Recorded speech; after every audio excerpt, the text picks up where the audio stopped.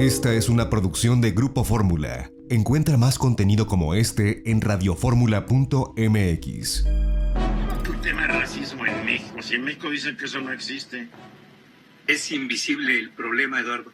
Fíjate No, que a raíz de... Yo sí lo veo, perdona, yo sí lo veo. A raíz de la muerte de George Floyd, en mayo, allí en Minnesota, se desató un movimiento internacional más en el aspecto, en todos los ámbitos, pero más en el aspecto deportivo. Repercutió en España, repercutió en Inglaterra y repercutió en varios países donde hay equipos de fútbol muy importantes, como el Borussia Dortmund, el Manchester United, que se pusieron que la vida de los negros importa, ¿sí?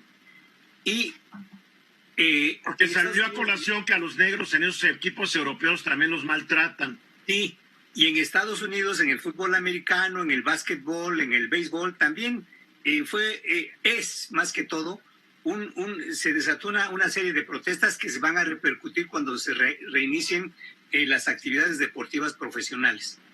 Pero curiosamente aquí en México, nadie de la Federación Mexicana de Fútbol hizo algo por protestar o por hacer algo en contra del racismo que se vive a diario en este país. Tan se vive a diario que ya no se siente y, como decía hace un momento, es invisible. Y hay un ejemplo en el fútbol mexicano que te refleja lo que ocurre sobre el racismo o por el racismo y la discriminación.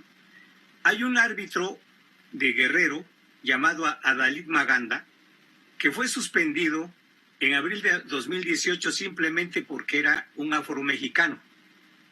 En ese momento o en esa época, el presidente de la Comisión de Arbitraje, Arturo Bricio Carter, él para recibirlo y emitir la queja, para recibirlo y escuchar la queja que le iba a emitir el señor Maganda, porque pues no le daban partidos para arbitrar en el fútbol profesional, lo recibe con que... ¿Pero por qué no se los daban? ¿Por qué? ¿Cuál es el problema de Maganda? Pero la recepción que le da el señor Bricio Carter al señor Maganda es: ¿qué quieres, pinche negro? ¿Sí? Y ¿Así le dijo? ¿Perdón? ¿Así le dijo? Así le dijo, está grabado, está en una entrevista, está grabado.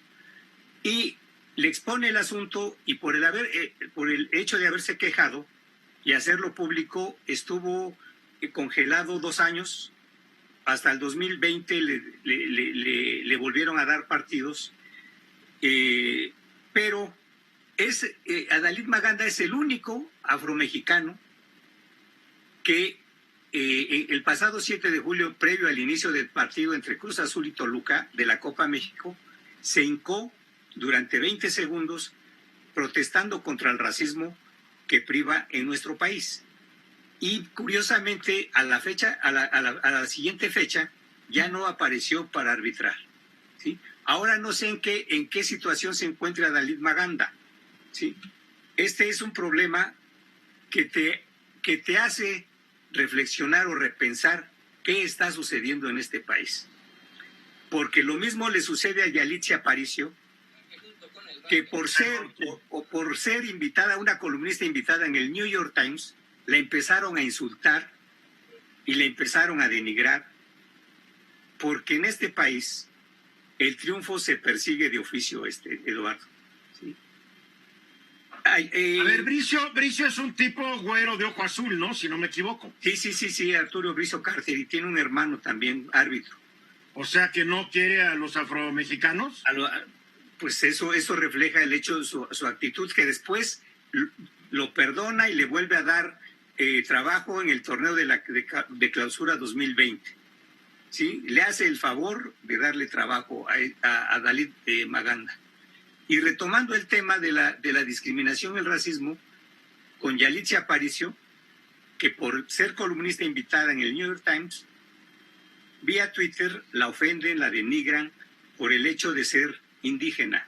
Bueno, hasta actores güeritos o morenos claritos hablaron mal de ella, se expresaron mal de ella cuando fue candidata al Oscar, yo me acuerdo muy bien. Así es, y entre otras cosas, Yalitza Aparicio habla del problema y dice que por eso las lenguas en Oaxaca, las lenguas indígenas están desapareciendo, porque en el seno familiar de los indígenas les prohíben hablar el dialecto, les prohíben hablar la lengua originaria, ¿sí? Porque les dicen que van a ser rechazados si hablan en el idioma de su raza. Porque este país siempre ha negado una evidencia, o sea, dentro de la historia de México no se habla sobre las persecuciones contra diferentes grupos indígenas de México, los yaquis, los mayos, los mayas, los apaches, los comanches y cómo se los echaban, pero que daba gusto el gobierno mexicano. El gobierno mexicano. Y acuérdate que Plutarco a Elías los Calles, chinos hubo una matazón de chinos. Por A los órdenes de chinos en un Plutarco momento Elías Calles. trataron de entrar a México y no los dejaron. En un momento trataron de entrar judíos a México y no los dejaron. México ha sido un país muy racista desde siempre. Desde siempre. Terrible. Acuérdate que por órdenes de Plutarco Elías Calles, hay una persecución en contra de los chinos, de la comunidad china en México, en esos años. Y allá en Sonora no sé a cuántos mataron. Sí, y Porfirio Díaz persiguió a los yaquis y a los mayos.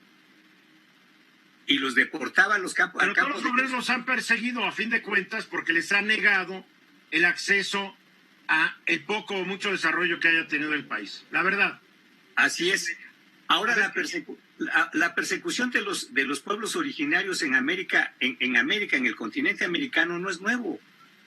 Digo, claro que no es nuevo. Claro había Kenia.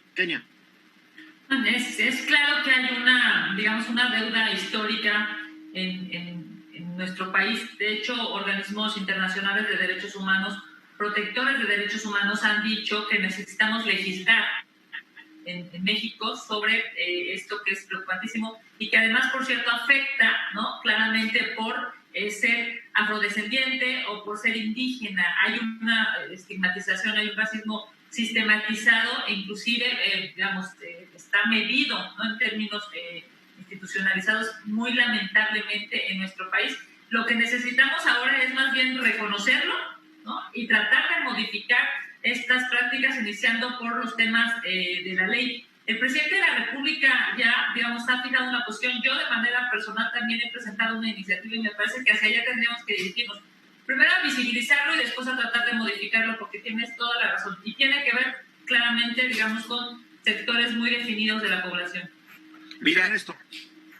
Yo creo que aquí es donde tenemos que reconocer que la CONAPRED tiene una función, y que mucho de lo que habíamos construido en el pasado en términos de este tipo de estructuras y organizaciones tenía ese sentido, el sentido de generar comisiones especiales, autónomas, de ser posible independientes, que permitieran que estos problemas, que como bien dice Carlos, son de mucho tiempo atrás en México, se resuelvan. Y no haberlo hecho y no haber dado la atención que se le debe dar a la CONAPRED por el gobierno actual, manda un mensaje muy negativo, como está diciendo en este momento Carlos, en contra de esta serie. No es suficiente recibirlos ahí en una mañanera, que realmente hacer cambios reales. Carlos, para concluir.